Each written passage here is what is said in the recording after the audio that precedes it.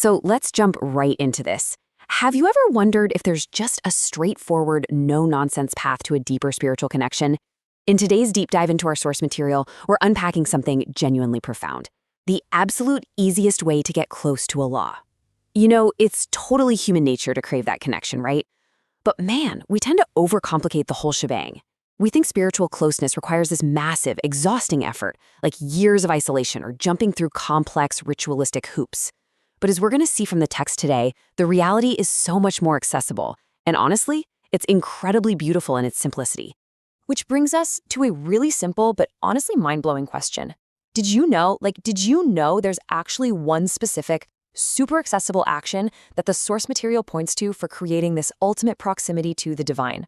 It's not some mystical secret formula locked away in a dusty manuscript somewhere. And no, it's absolutely not an experience reserved just for an elite few. The text outlines a single powerful act that instantly bridges the gap between you and your creator. And the absolute best part? It literally requires nothing more than just you and the physical space you're standing in right now. Let's look at the foundational quote the text gives us from Sahih Muslim, which is a highly authentic, widely recognized collection of traditions. The Prophet Muhammad stated, "The servant is closest to his Lord during prostration, so increase your supplications in prostration." Okay, the absolute crucial point here revolves around that physical act, sajda, or prostration. And there's this deeply fascinating paradox at play here. Just think about the mechanics of it for a second. By taking the lowest physical position possible, literally putting your face, your forehead right onto the ground in the ultimate posture of vulnerability, you're described as achieving the absolute highest spiritual elevation possible. It's wild. And because of this unparalleled closeness, the direct command in the text is to increase your personal prayers and supplications right then and there. You're positioned closer than ever, so that is the exact moment to ask for what you truly need.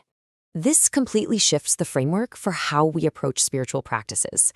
I mean, let's be real. It's incredibly easy to fall into a mechanical routine with any daily habit. We've all been there, right? You're just completing the prayer, running on autopilot, basically checking a ritualistic box off your to-do list just to get it done for the day. But this text, it urges a total cognitive and emotional shift. We're talking about actually speaking from the heart. So the next time you lower yourself into prostration, the idea isn't just to rush through the physical movements so you can move on to the next thing.